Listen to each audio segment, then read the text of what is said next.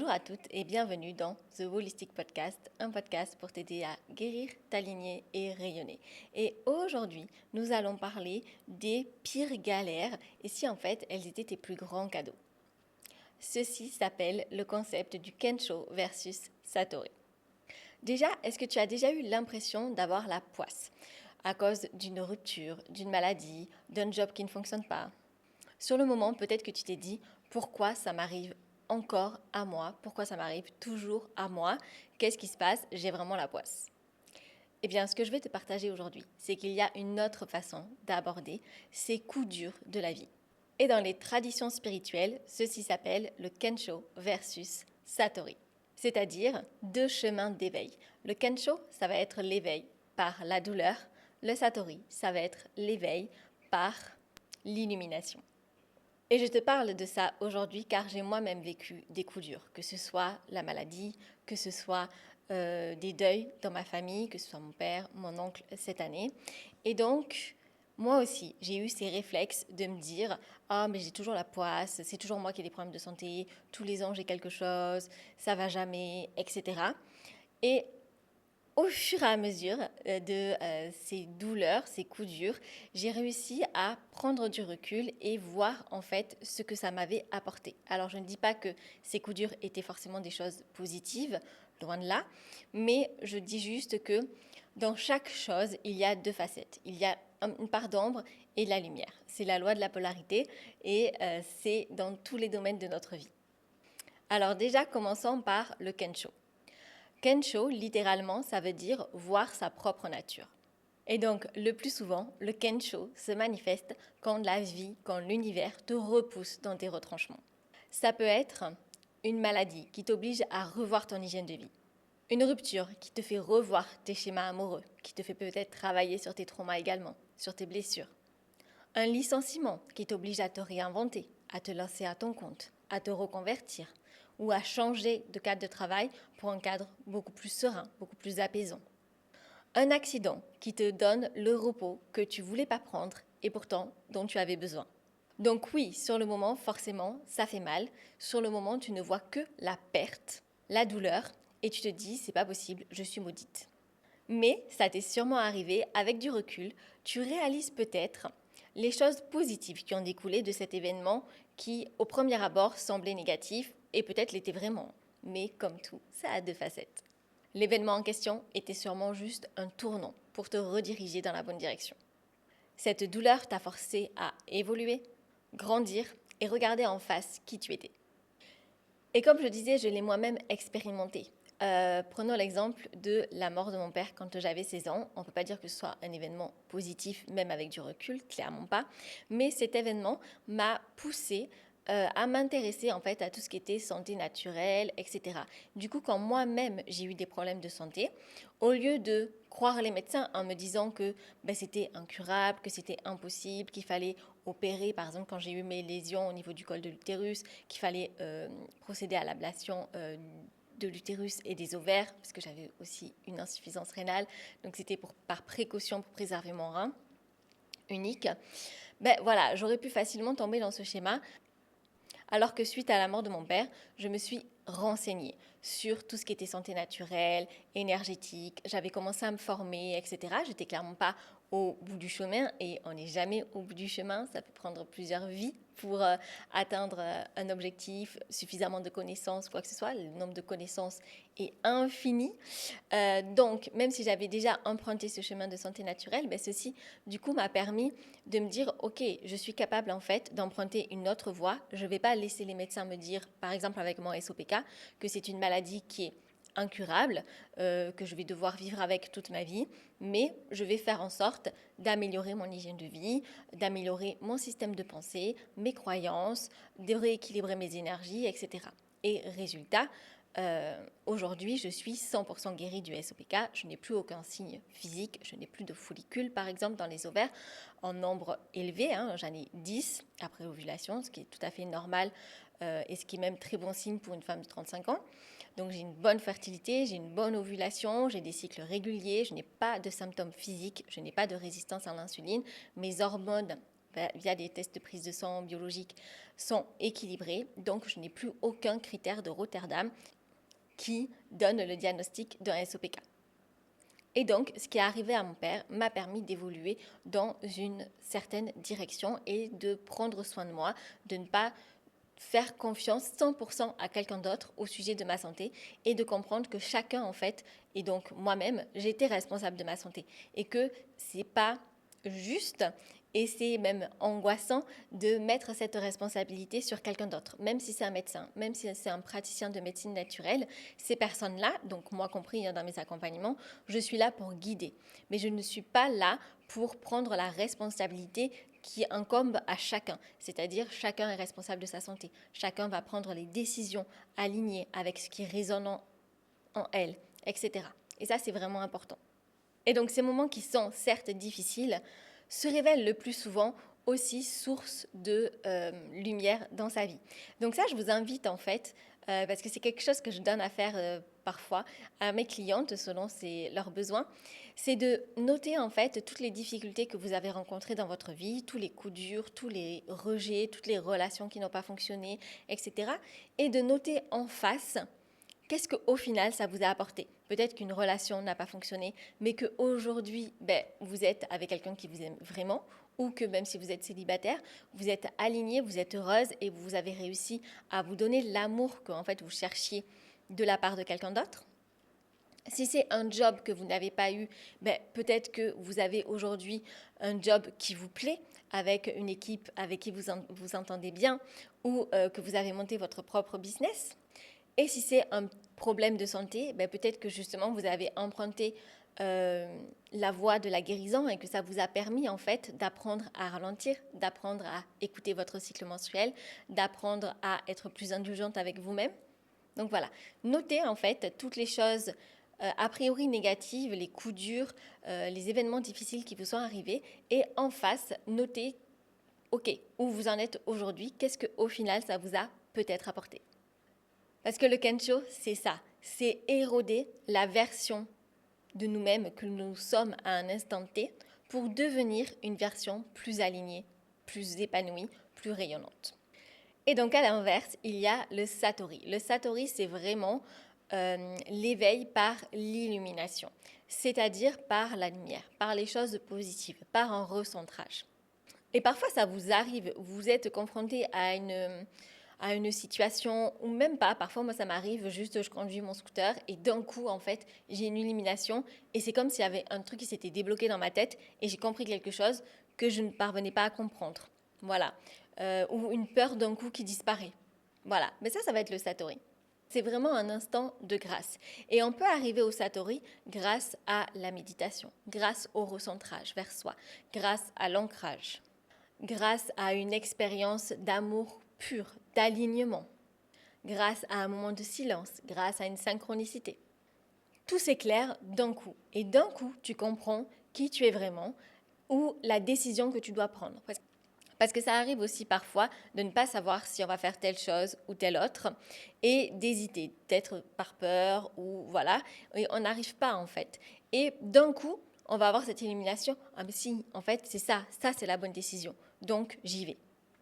Et donc pour les personnes qui méditent, ça peut être ce sentiment de paix intérieure qui émerge quand on médite. Ça arrive durant la méditation et même après. Je sais que chaque fois, bon pas chaque fois, mais 90% du temps on va dire, que quand je médite, je me sens tellement apaisée après que voilà, ça c'est du Satori. C'est vraiment la connexion à soi, le recentrage.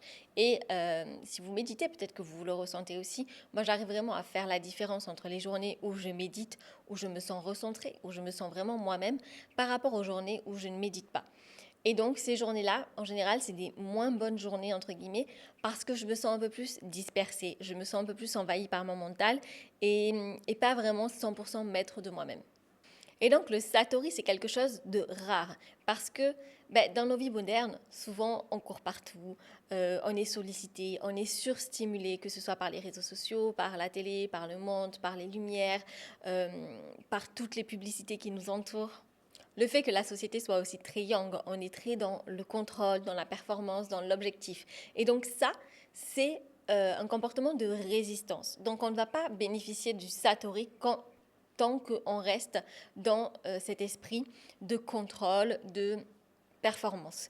On va être dans le satori quand on sera dans le lâcher-prise, dans l'ancrage, dans le recentrage, dans le silence. Mais la vérité, c'est qu'on expérimente beaucoup plus le Kensho que le satori. Et tout simplement parce que, je vous le disais, l'ego déteste lâcher prise. On va s'accrocher à nos habitudes, à nos relations, à nos croyances, tout simplement parce que c'est inconfortable d'en sortir. Et donc la vie va devoir nous arracher quelque chose pour nous faire réagir. Par exemple, si vous savez que vous n'avez pas une alimentation optimum pour vous, que vous avez des petits symptômes de déséquilibre, potentiellement, ça ne va pas être assez douloureux pour vous pousser à changer d'alimentation, à faire cet effort. Or, lorsque vous allez potentiellement tomber malade, c'est ce qui m'est arrivé, là, vous allez avoir une plus grande motivation parce que le point de douleur sera beaucoup plus élevé pour procéder à un changement. Et ça va être pareil pour une relation. Si une relation ne fonctionne pas correctement dans le sens où elle n'est pas 100% épanouissante, tant qu'elle ne va pas forcément être hyper toxique, vous allez rester dans la relation parce que vous n'aimez pas le changement et donc vous trouvez un certain confort dans l'inconfort potentiellement. Et je le sais, je suis passée par là, c'est pas du tout un jugement. C'est juste, tous les êtres humains, on fonctionne comme ça, on n'aime pas le changement. Et donc on va trouver du confort dans l'inconfort. Et du coup, parfois, on va être confronté à des relations qui sont plus toxiques, plus violentes, que ce soit psychologiquement ou physiquement, pour nous pousser à réagir et pour nous pousser à partir. C'est un petit peu comme si la vie nous disait « Ok, tu avais quelques petits symptômes, là, je te murmurais quelque chose, mais tu n'as pas fait attention, donc je vais te hurler dessus. Ok, tu captes pas forcément, je vais te baffer un petit peu avec des symptômes un peu plus violents. Et là, tu vas comprendre le message et tu vas commencer à procéder au changement. Parce que si tu ne procèdes pas au changement, je vais continuer en fait à te hurler dessus de plus en plus fort. » Et le langage du corps, comme je le disais dans les précédents épisodes, c'est vraiment les symptômes. Le corps, il ne peut pas vous parler, donc il s'exprime à travers des symptômes. Et donc quand vous avez des symptômes de déséquilibre, que ce soit de la digestion, que ce soit un cycle irrégulier, que ce soit des envies de sucre, de la fatigue ou des douleurs avant vos règles ou pendant vos règles, chute de cheveux ou autre, en fait, ça, ce sont des petits signes de votre corps qui vous dit « Ok, là, il y a clairement quelque chose dans ton hygiène de vie qui ne me convient pas. » Et du coup, je te le fais savoir avec des petits signaux pour que tu commences à corriger. Mais si au fur et à mesure du temps, vous n'écoutez pas ces signaux ou que vous les banalisez, et ça c'est souvent dans la société d'aujourd'hui où on banalise, par exemple le syndrome prémenstruel, le nombre de femmes que je vois en consultation gratuite et que quand je leur demande « Est-ce que vous avez un syndrome prémenstruel ?» elles me disent non. Ok, est-ce que tu as des envies de sucre? Est-ce que tu as de la fatigue? Est-ce que tu as mal au ventre avant tes règles? Est-ce que tu te sens irritable? Est-ce que tu as des sautes d'humeur? Est-ce que tu te sens triste? Ah oui, 90% des femmes me disent oui en consultation gratuite. Et du coup, je leur dis, ok, c'est un syndrome prémenstruel, donc c'est un dérèglement hormonal. Donc ce n'est pas normal. Mais c'est banalisé parce que toutes les femmes, en tout cas la majorité, ont des signes de déséquilibre. C'est un petit peu comme les ballonnements. Les ballonnements, d'avoir le ventre gonflé après les repas, c'est tellement devenu commun, c'est-à-dire que plein de femmes l'ont du fait d'une alimentation qui est non adaptée, que les femmes partent du principe « Ah ok, ça fait des années que je l'ai, j'aurai toujours des ballonnements, j'aurai toujours le ventre gonflé. » Non, c'est un signe de déséquilibre. Ça veut juste dire que quelque chose ne va pas. Et parfois, ce n'est pas forcément l'alimentation. Ce n'est pas parce que vous avez quelque chose au niveau du ventre, que ce soit des troubles digestifs, des ballonnements ou des douleurs, que c'est forcément lié à votre alimentation. Pas forcément. Et donc, quand vous commencez à écouter ces petits signaux subtils, ces petits signes de déséquilibre, et à ne pas les étouffer, les banaliser, là, vous vous rapprochez du satori, de l'éveil, parce que vous êtes en train de vous recentrer, de vous retourner vers vous et de demander à votre corps « Ok, qu'est-ce qui se passe? De quoi tu as besoin? Dis-moi. » Et là, vous êtes à l'écoute. Et c'est être à l'écoute de soi que le satori émerge. C'est quand on est à l'écoute de soi que le satori émerge, tout simplement parce que vous allez être recentré, apaisé et pas pollué par la société, par les croyances, par l'ego, tout simplement. Alors, concrètement, comment on fait? Donc déjà, vous pouvez prendre une petite feuille, noter les événements passés qui ont été difficiles et en face, écrire. Ok, qu'est-ce que cette douleur m'a apporté? Quelle nouvelle version de moi est née de cette difficulté? Qu'est-ce que je n'aurais jamais appris sans cette épreuve? Ensuite, deuxième étape, changer la narration au présent. La prochaine fois que tu te dis « j'ai la poisse », stop, respire et dis-toi « ok, il se passe ça aujourd'hui, quel est le message, qu'est-ce que ça doit m'apporter, qu'est-ce que je dois comprendre ?» Et troisième étape, inviter plus de satori dans ta vie. Ce que je veux dire par là, favoriser la méditation, la respiration, l'ancrage, le temps passé dans la nature, le silence, être chez toi sans stimulation, sans téléphone qui sonne, ou sans Netflix en fond, ou sans radio, ou sans musique, juste avec toi-même. Et plus tu vas vivre dans cette ouverture, plus le satori sera présent dans ta vie. Alors, point important, ça ne veut pas dire que uniquement des choses positives vont arriver. Non, c'est la vie, c'est le principe de polarité, il y a des choses plus positives que d'autres, en tout cas sur le moment. Il y a des choses qui nous apportent une extrême joie et d'autres choses qui nous apportent beaucoup plus de tristesse, par exemple. Et cette pratique qui est de trouver des enseignements et des voies d'évolution à travers les événements difficiles qui nous sont arrivés, ça ne veut pas dire qu'il faut ne pas vivre ces émotions et ne pas accepter le moment. Ce que je veux dire par là, si quelque chose de négatif arrive, si un événement négatif se produit, par exemple un décès, une rupture ou quoi que ce soit, ça ne veut pas dire « ah ok, donc je ne pleure pas, je reste positive, je sais que ça va m'apporter quelque chose ». Non, au début, il faut accepter l'émotion. Donc, il faut la vivre, il faut pleurer, il faut être en colère si ça nous provoque de la colère, etc. Et ça, vous pouvez même l'écrire, l'émotion que ça vous procure si vous avez du mal à les exprimer. Mais il faut d'abord ressentir les émotions, vivre ces émotions. Et ensuite, prendre du recul et ne pas tomber en fait dans une espèce de cercle vicieux négatif et de se dire ça m'arrive toujours à moi, etc. et de commencer à avoir un cercle vicieux négatif. Mais là, on va reprogrammer le cerveau, donc l'effet Hebb, je vous invite à écouter l'épisode si vous ne l'avez pas fait, mais l'effet Hebb qui est sur la reprogrammation neuronale, où là, on va se dire ok, bon là, j'ai vécu mon émotion, j'ai pleuré, j'ai été en colère, etc. J'ai vécu, par exemple, c'est un deuil, toutes les étapes de mon deuil. Le deuil, ça peut être le deuil d'une relation aussi. Donc, j'ai vécu toutes les étapes de mon deuil. Maintenant, ok, je prends du recul. Qu'est-ce que ça m'a apporté ? Ou si ça n'a pas encore apporté quelque chose, de se dire, ok, il y a un message derrière ça. Aujourd'hui, je ne vois pas encore le message. Je ne vois pas ce dont j'ai besoin d'apprendre à travers cette épreuve. Mais je sais que ça viendra. Et donc, je reste attentive parce que je sais que le message va se délivrer. Et je vais lire le message bientôt. Donc, que retenir de cet épisode ? Que rien n'arrive contre toi. Que tes galères ne sont pas une punition, mais une initiation. L'un n'est pas vraiment meilleur que l'autre. Les deux sont là pour te révéler à toi-même et pour t'aider à mener une vie plus alignée. Alors, la prochaine fois que tu te dis « j'ai la poisse », rappelle-toi que peut-être la vie est juste en train de t'ouvrir une nouvelle porte que tu verras plus tard. Parce que oui, parfois, nos plus grandes galères sont nos plus beaux cadeaux. Donc, si tu as aimé cet épisode, n'hésite pas à le liker, le noter avec les petites étoiles sur Spotify et Apple Podcasts notamment, ou à poser tes questions en commentaire. Et on se voit mardi prochain pour un nouvel épisode.